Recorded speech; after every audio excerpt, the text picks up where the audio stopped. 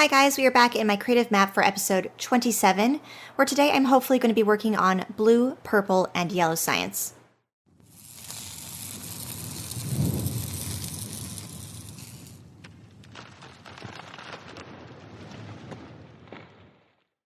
Last episode we had just ended with finishing the military science, and I wasn't quite reaching 120 per minute or 2 packs per second for some reason. I'm still not sure why. But maybe it just wasn't running for long enough, because now looking at the production statistics, you can actually see that it's hanging out pretty steady at 120 per minute over the 10-minute interval. So I'm pretty happy with these numbers. That is the bare minimum of what I would want for my science pack production. So hopefully I can get away with the same success with blue, purple, and yellow. Now these ones I've kind of been dreading building because there are lots of components that go into them. It's definitely more complicated, yellow science in particular.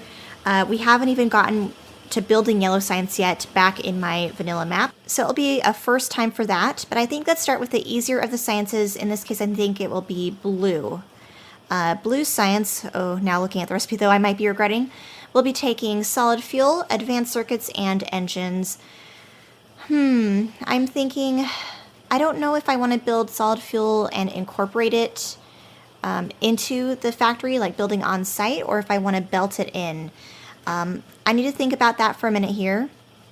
Purple science actually might be easier because that will take productivity modules, the furnaces, and the rails. Yellow science will definitely be complicated.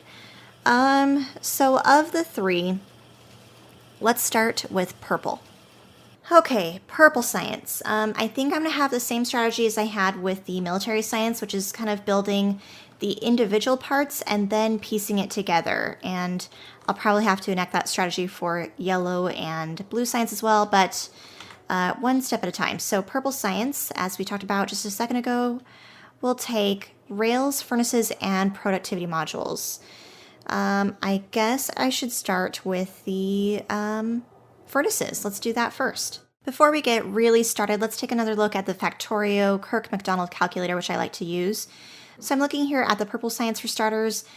It's looking like I'm going to need 19 assemblers of the assembler 2s for that, about 5 blue assemblers for the production of the furnaces, and about 7 for the rails, 4 for the iron sticks. And just remember, I am rounding up for all of these recipes because I would rather overproduce than underproduce. And then looks like 14 for the productivity modules.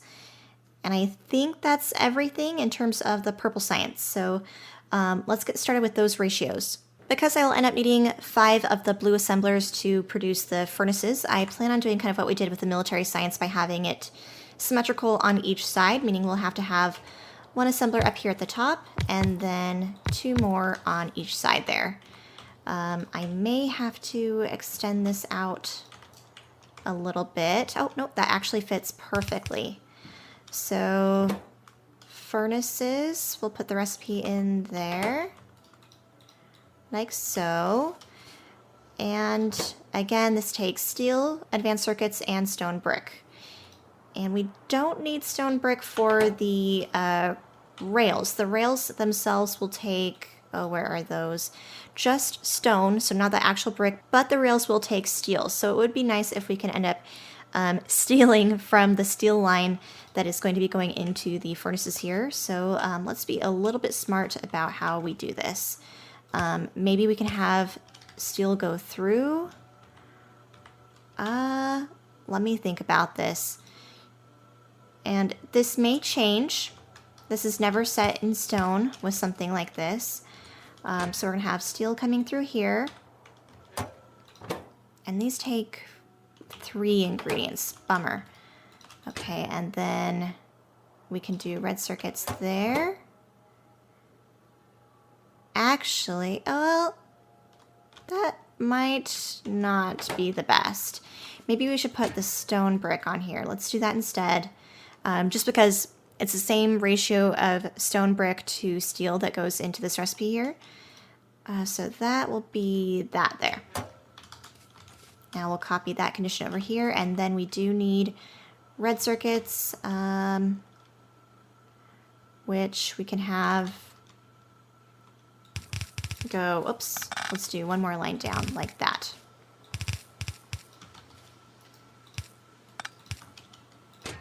Okay, there's red circuits, so we'll need blue underground belt to go like that and like that.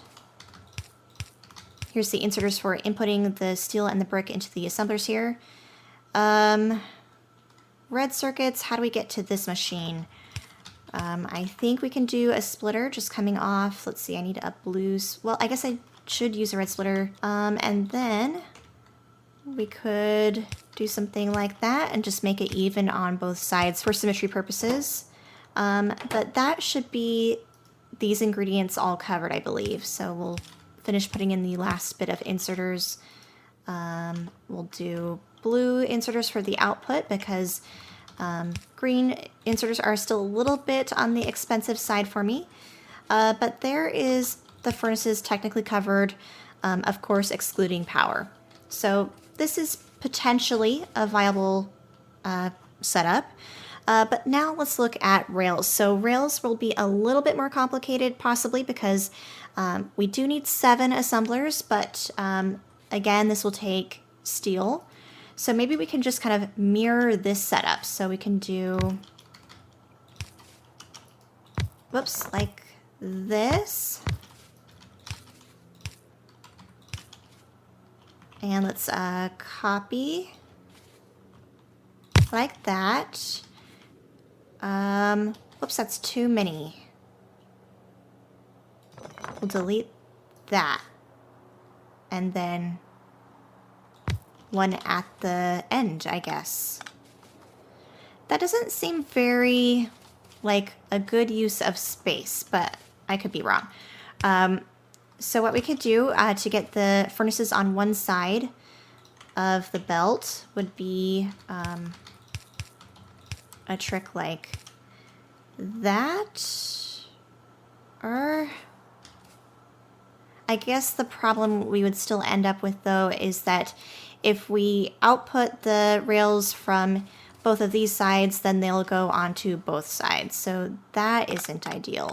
So I'd have to join up the furnaces after the rails get put onto the line here. So we can have this go maybe underground, extending from here, going all the way down there, and then joining up with the rails.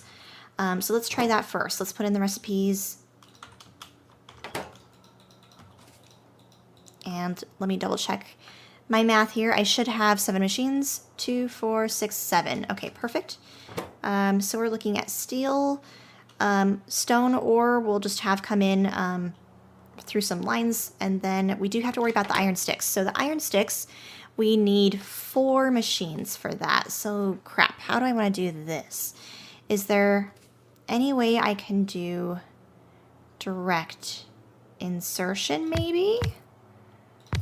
Ooh. So we would need 4 to 7. That's basically the ratio we're looking at.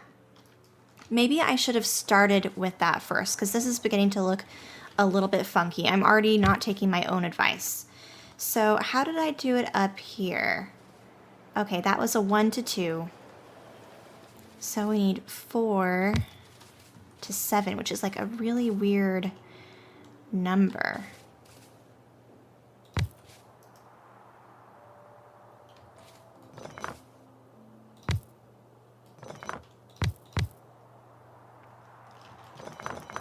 I'm just like playing with some options here.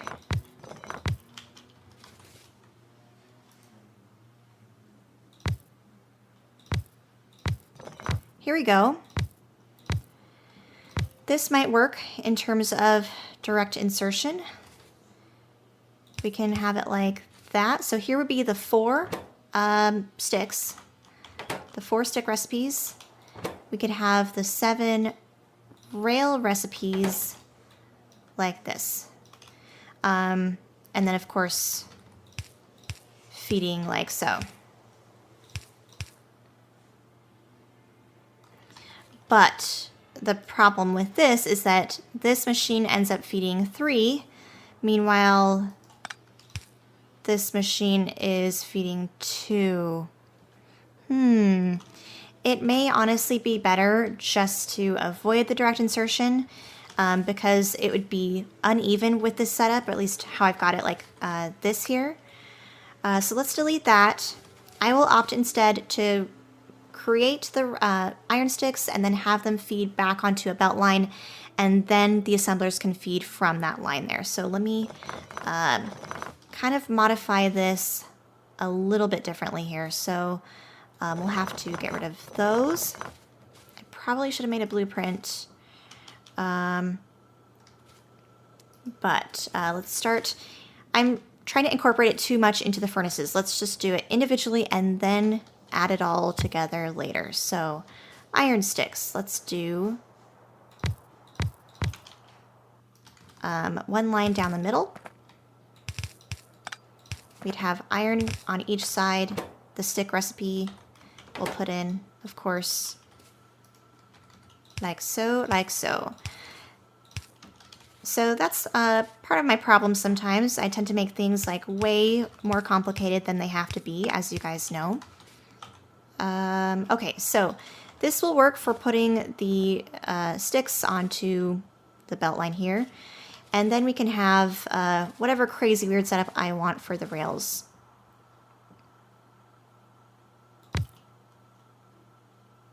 Which I'm trying to think how...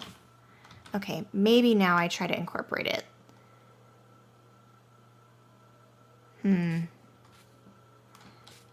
It just doesn't feel very compact to have it go through.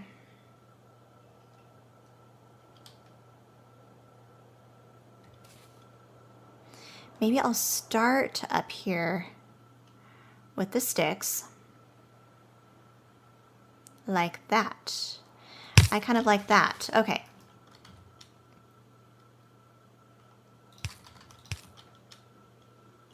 And then we can have the underground belts go through like that to eventually get to the assemblers for the actual rails. That's not too bad of an idea. We can also perhaps have stone ore like that. Let's copy that over. And then we'll do a splitter here at the end, like so, to only feed the stone brick. But let's have it do the other side. There we go. And we'll duplicate that there, but switch the side. There we go. That works. So now when we continue that along, it'll be stone. And then we can have, ooh, maybe we split this here. Yes, I'm liking where this is going. Split there. Whoop. We'll clean it up a little bit by using some underground belts, which also helps to improve UPS eventually.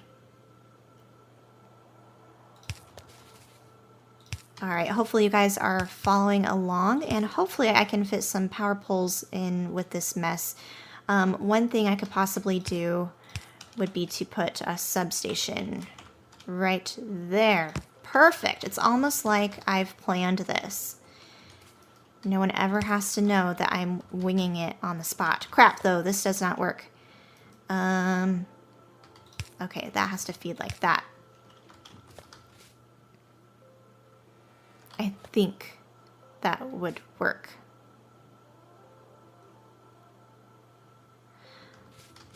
We'll have to, let's turn this on. I know this is only like partly done, but I'm worried about the joining of the materials here. It all just depends on, let's see, technically the iron sticks will be on either side of the belt, so this would not have to work. This would have to join it up like this. There we go. Problem solved before it even became a problem. Sometimes I'm quite proud of myself, because this is an easy thing to miss, and I caught it early. Alrighty, so now we can partly test it. Let's get, this will be iron on the other side as well. We do need power here. Like that, looking all pretty.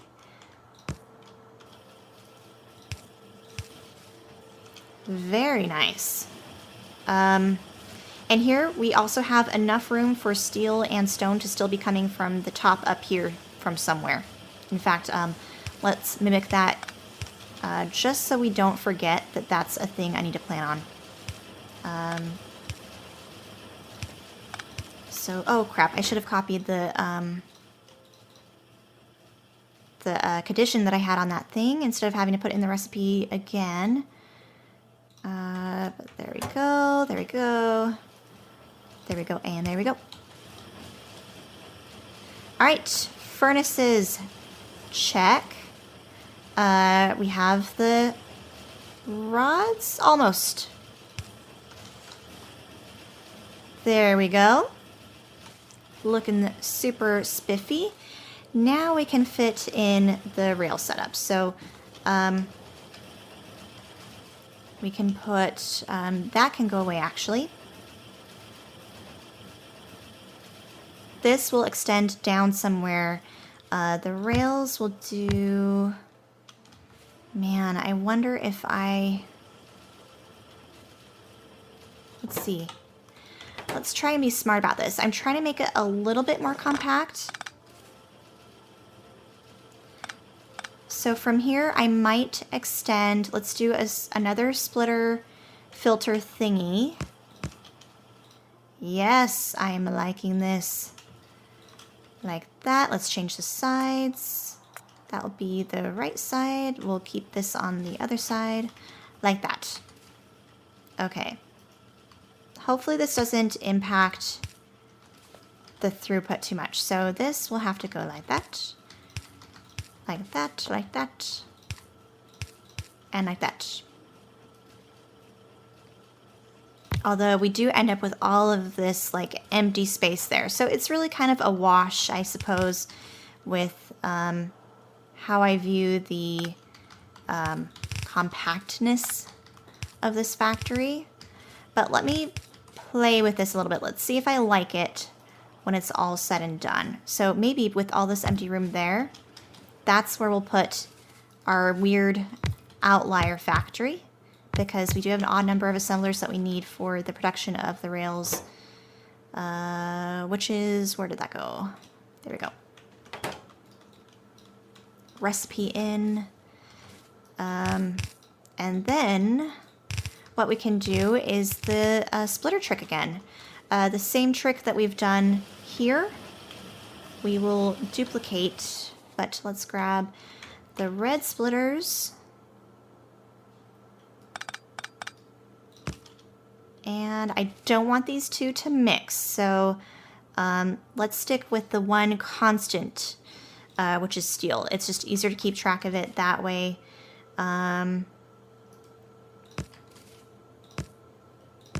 Oh shoot, I should have, I'll have to like soak this stuff all up in just a minute here.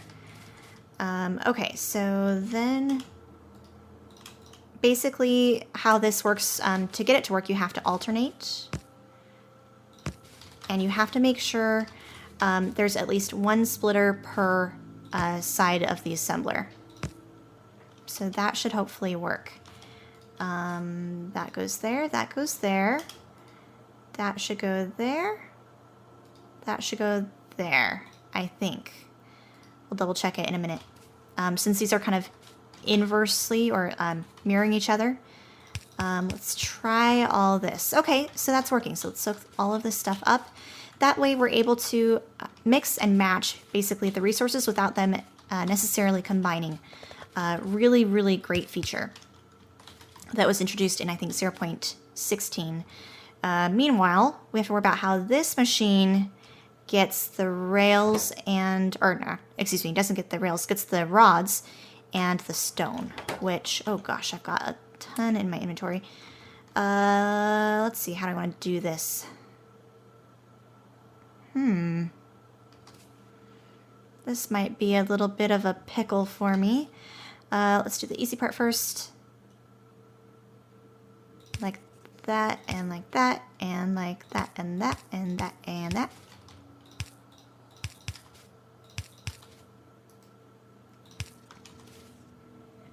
How do we get the rods over here?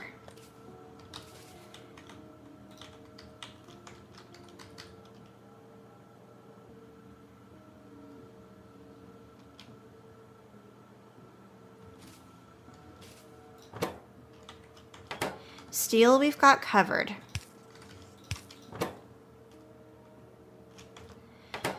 Oh, okay, so we can maybe do... Can we do another... Like...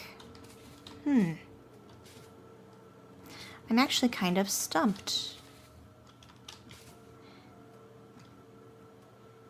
It would be easier to put this here at the end, I guess, and we would just wrap the other resources around to it. But let's try something else. Let's do, I guess we technically don't need a splitter there, since it's already on the correct side. So I'm just gonna reorient a couple things, and let's see if I can buy myself enough space to fit in a splitter, which I can, kind of, if I do something like that and wrap it around, although that is hideous and does not help with the compactness of the base. Oh gosh, that is horrible. I am ruling that out right away. That is not a good solution. Let's move this down and that down. Oh, and I'm not liking this much either, because it kind of like zigzags like that. But let's see if I can... Oh, that really does not help at all. Okay, what if we do that, though? That's not bad. I think I just found my solution. Whoops, that needs to go over one side. All right, whew. Except that could technically, I need like a tiny bit more space.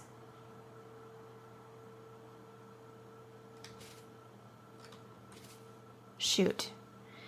I could filter this out a little bit. My problem I'm having right now is that if this line is not 100% compressed, that means there's technically room for the products that are on this thing here to feed into the underground belt here. I guess in this case, it would feed it into the top portion of the underground belt. Either way, I don't want that to happen. So instead of putting a splitter there, I will see what else I can do to work around that. We can maybe do the splitter right here.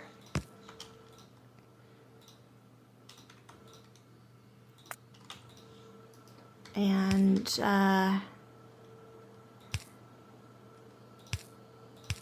that should work. Except crap. Okay. This, I think, is what we'll have to live with. I don't like the little zigzag motion. I like my lines to be fairly straight when it comes to my factories, like just very streamlined if possible. So this would technically work. I just don't know if it's aesthetically what I want. But regardless, I think this is at least making some progress. So let's keep going with this. Let's add in some power. And then I think we're actually beginning to run out of time. This has been taking much longer than I was anticipating. So let's see. That will have all of the rail components covered. Yes. Okay, so we do need an output line. The output line will also go straight up and down. That will go like that. We'll have our inserters feed like so. Actually, let's have it do in the middle just for, I don't know, aesthetics, I suppose. That goes there. All right.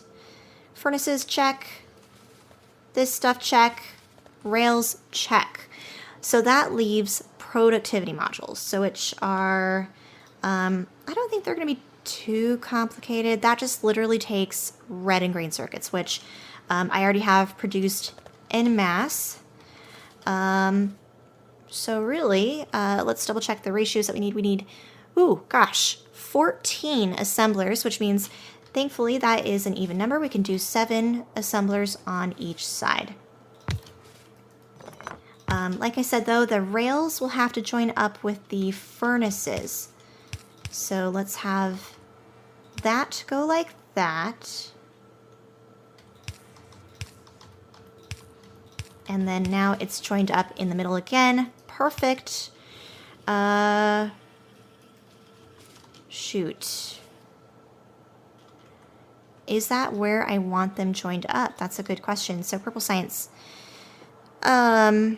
I probably want my furnaces and my productivity modules joined up instead of my furnaces and rails, just because I like to have like ratios or like ingredients with like ingredients in terms of the quantity. That way there's fairly even distribution of the ingredients. So let me like put a pause on this. Let's see, what do I want to do for the whatchamacallits, the productivity modules. So again, red and green circuits, does it take the same amount? It takes, yes, 5 of each. So we can have red and green circuits come from somewhere. We can do the same trick if we're worried about compression or throughput, making the circuits all the way down to the very end, because again, there's going to be 7 assemblers on each side, and that's 5. Whew, this is turning out to be a longer factory than I anticipated. We can get rid of that. Okay, that is indeed 7. Oh, nope. 1, 2, 3, 4, 5, 6, 7. There we go. We can get rid of those. So let's actually, I'm going to copy these things here, and we'll just change the recipes, of course. Oh, that's not going to work because that has to be the mirror. Whoops. Okay.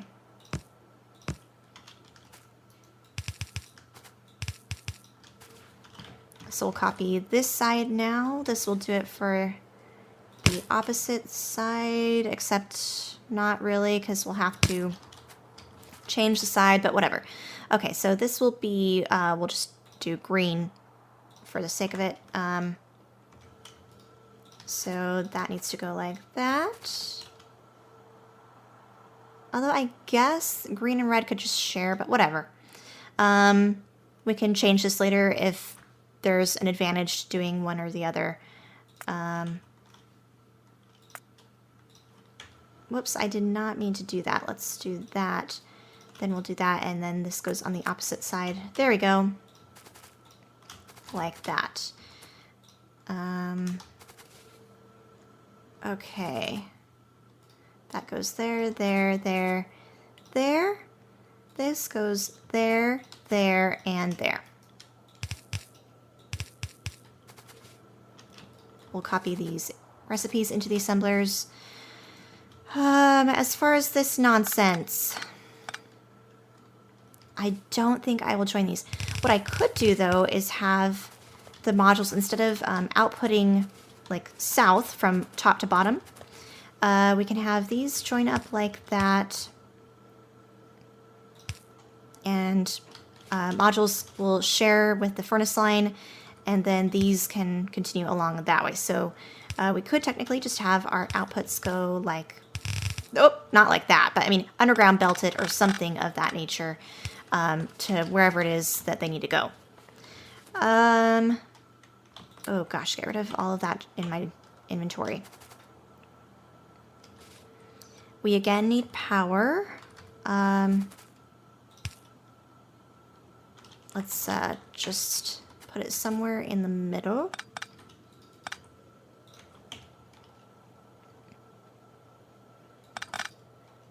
Let's do as far down as we can go, which is right there, which covers the whole thing actually, which is perfect. This becomes regular line again. That can go like that. We'll need our inserters.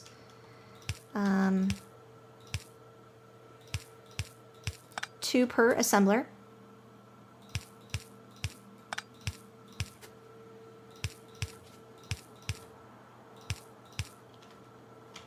And to make it easy on ourselves, let's copy that. Perfect. Much easier. Our outputs will have right in the middle, apart from this exception here.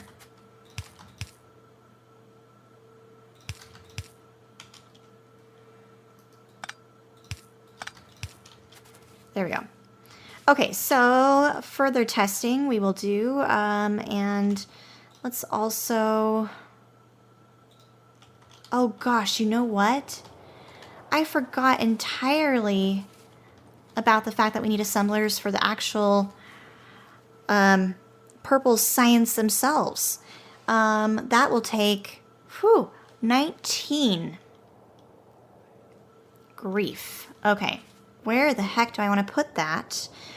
We could have those 19 assemblers, maybe something like this, just adjacent to this instead of just making it one really long factory.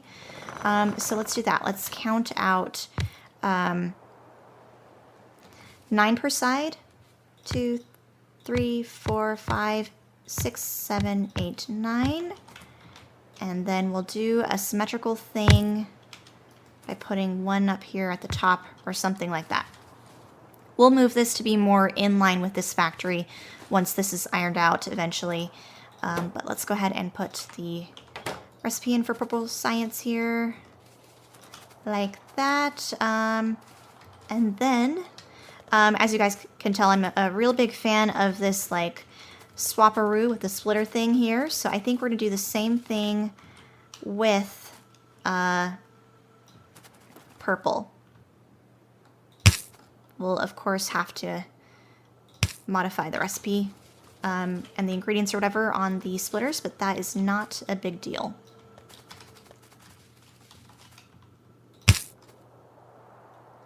Like that.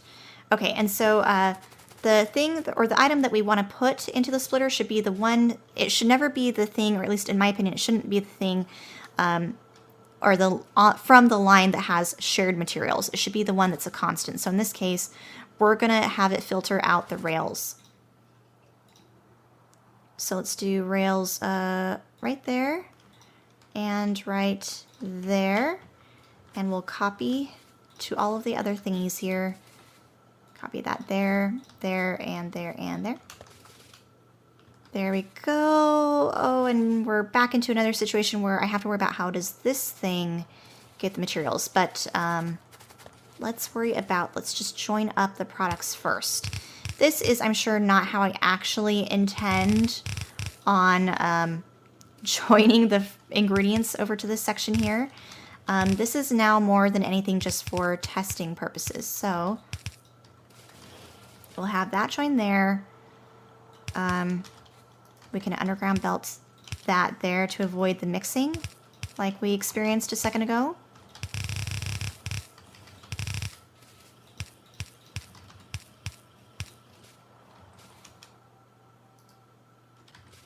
And then you guys have to imagine, pretend there's the productivity modules on there. We haven't fully tested this yet. And then now we can worry about using another splitter from here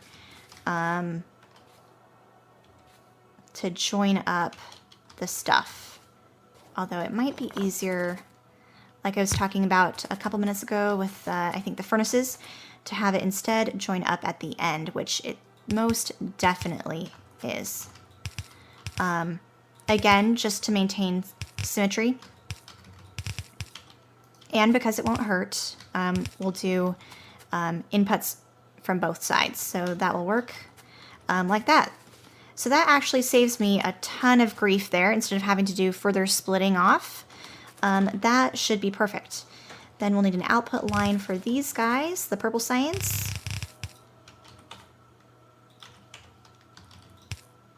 Again, we'll put our inserters in the middle, although we do have to worry about, again, how do we get power situated over here. It ideally would be another substation, or probably two, just because this is so long. So let's do a substation there and there. And we can modify the location of these as necessary, although I think that ended up working out perfectly already. So that's wonderful. The output for this guy will go like that.